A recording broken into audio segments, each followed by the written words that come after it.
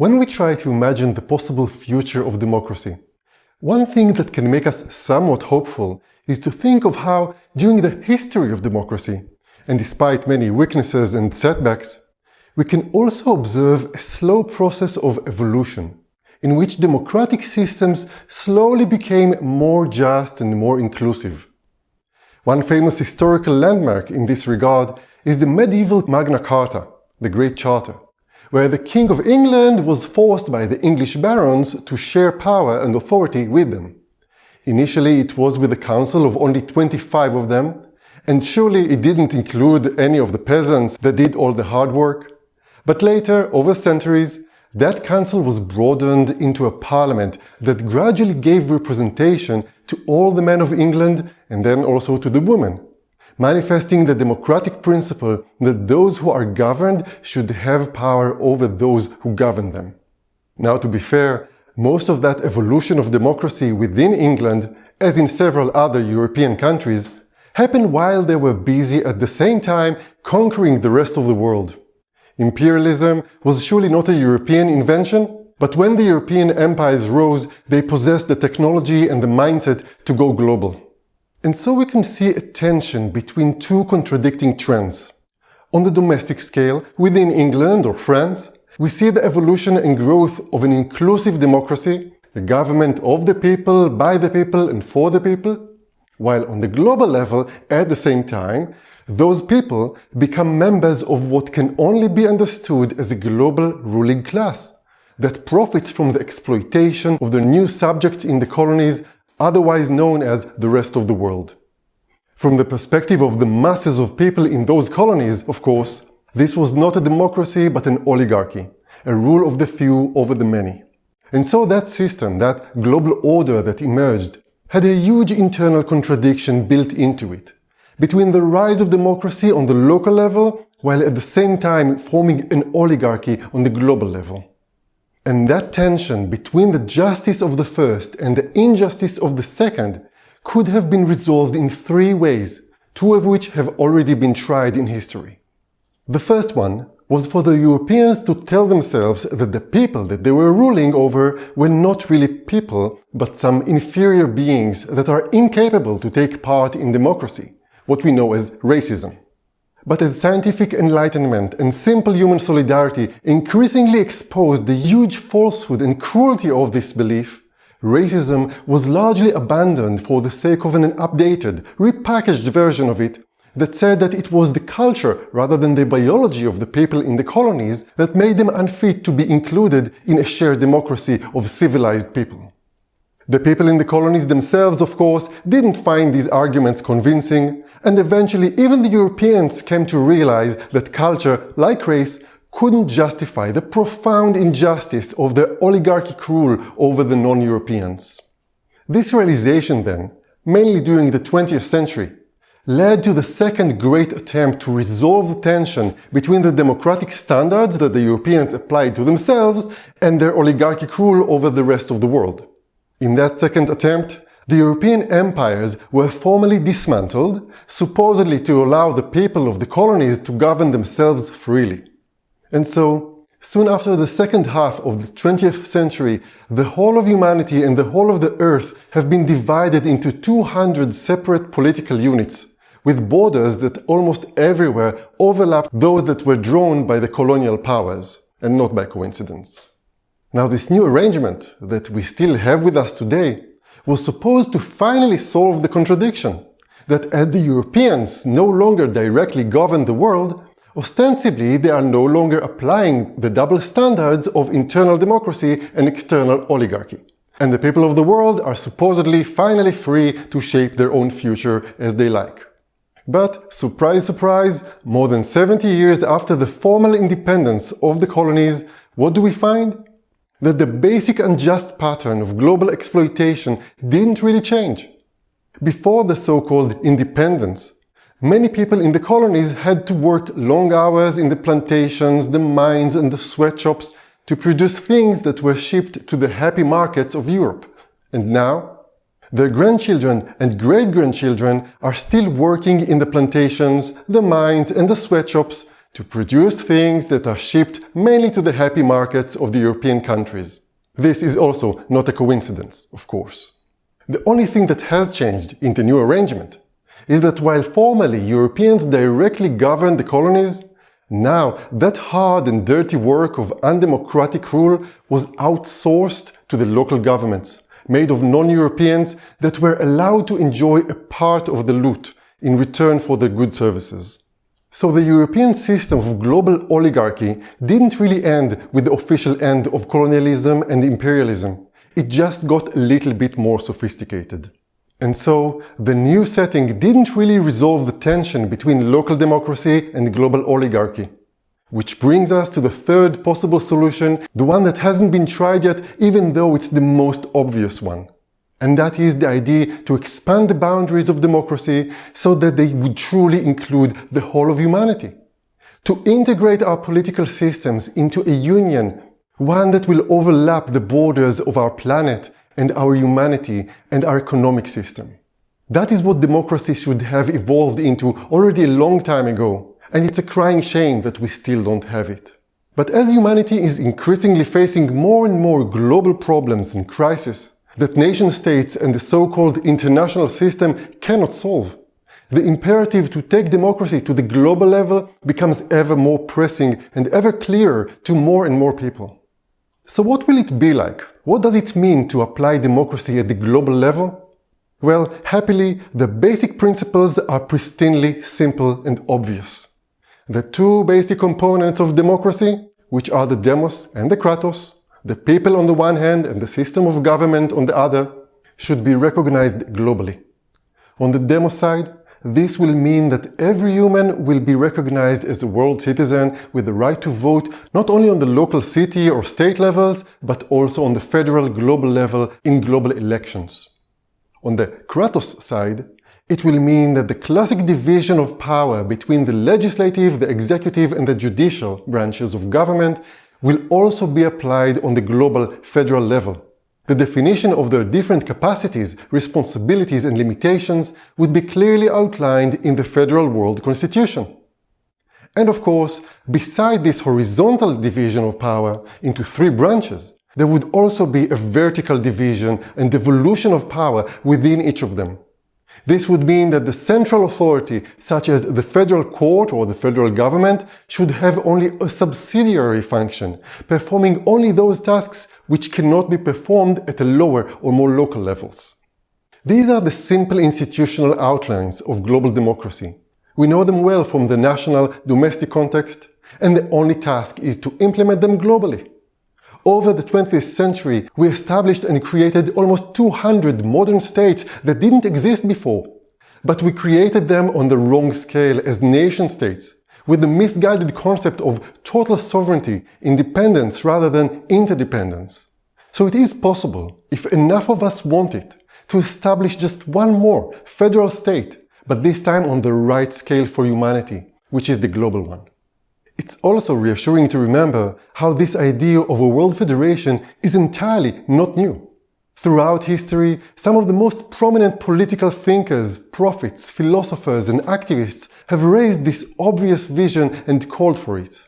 But again and again, narrow-mindedness of the ruling classes and their internal divisions and mistrust have managed until now to thwart and derail all the attempts to make this vision a reality.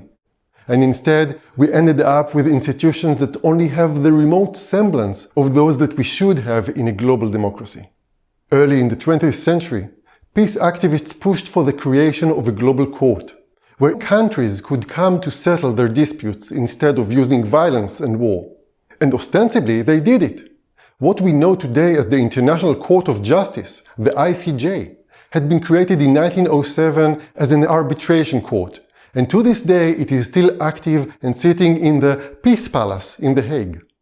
But guess what? It didn't manage to avert humanity from falling into the First World War or the Second World War or the Cold War or any of the wars and genocides that happened after its establishment. Why did it fail so colossally? Because it lacked two things. The first is democratic power and the second is democratic legitimacy. What does this mean? So first, as an international institution rather than a supranational institution, this so-called court doesn't have any independent power, not only to enforce its verdicts, but even to summon the parties to discussion.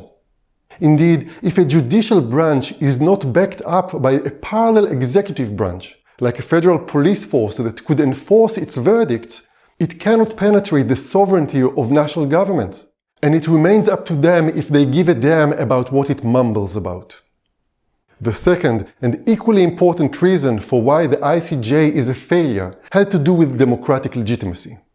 You see, in any real court, the most basic instrument in the hand of the judges is a collection of laws that are written mainly not by the court and not by the two sides of a dispute that can be very uneven in their power, but by the legislative branch, the parliament, that represents the entire population. That basic element is missing in the toolbox of the ICJ because the people of the world have no parliament that they can vote to and be voted to. The term international law, that we hear way too often, is a fictitious combination of three words that entirely contradict each other. While a true and just rule of law has to be anchored in the will of the people, from below as to speak, at the same time it has to be applied equally on all of them from above. If the law that applies to nations is only between them, as in international rather than supra and above all of them, then the strong among them rather than many can decide which rules to obey. And that is not a law, that is a sad joke on all of us. And of course, the treaties and agreements that supposedly comprise international law are not even agreed by nations, but by the governments that control them. Few countries are internally democratic, and therefore their governments can rightly say that they represent their respective nations. But we know that a vast number of countries are not democratic, and so a much more accurate term to use to refer to their dealings is intergovernmental and not international. People who understand this might like to tell themselves that this is only an aspirational term, that it expresses our hope and our normative view that governments should represent the will of their peoples or nations democratically. But in reality, this language just works to legitimize and sugarcoat the huge injustice of the global oligarchic system that we live in. Indeed, just as the word race has been used in the past to justify the division of humanity to superiors and inferiors, so the belief in the existence of nations is being used to serve a very similar purpose. But even then, the moral contradiction between the values of local democracy and the reality of global oligarchy makes even the upper classes of the world uncomfortable. Seeing the failures of the so-called International Court of Justice to stop the horrendous First World War made many at the time realize that just an adjudicating branch is not enough, and that we need something like a parliament to represent the people of the world and legislate the laws in a more democratic way. And so soon after that war, in 1919, the winning government established the League of Nations, that despite its name, of course, was an intergovernmental rather than an international organization. But anyway, even the vague possibility that such a body could come to have authority over and above the national governments was enough to make the government of the USA to just not join and stay out. And how did that work? Not so amazingly. When in the 30s the Italian government dared to conquer Ethiopia, just like stronger European countries conquered other parts of the world, the governments of the League decided to sanction Italy, so Italy just left the League. As did Nazi Germany when it decided the time was right to establish its very own empire, which got us to the Second World War, whose horror were far greater.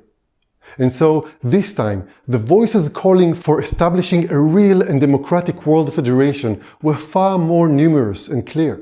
A large movement sprang up in many countries saying that this time we must get it right and get the whole package, a federal world parliament and court and government and constitution of humanity, by humanity and for humanity.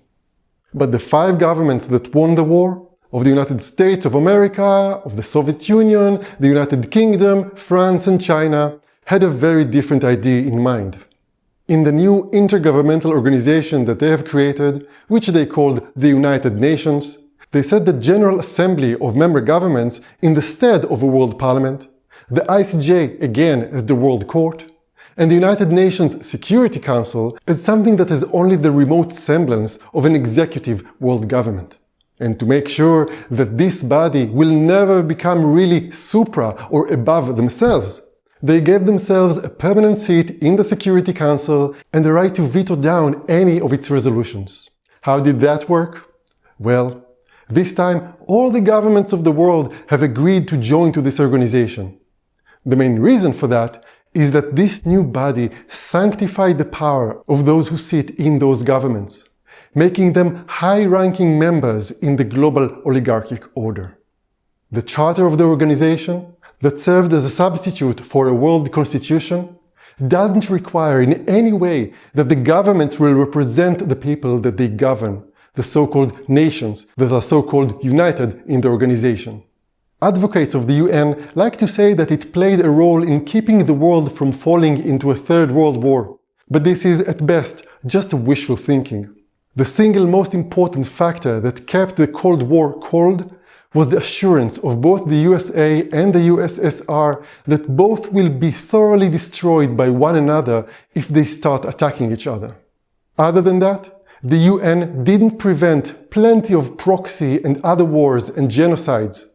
No peace can be attributed to it, and if there ever was any, it resembles the peace between mafia groups that divide the neighborhoods of a city between them and agree to not encroach on each other's territory.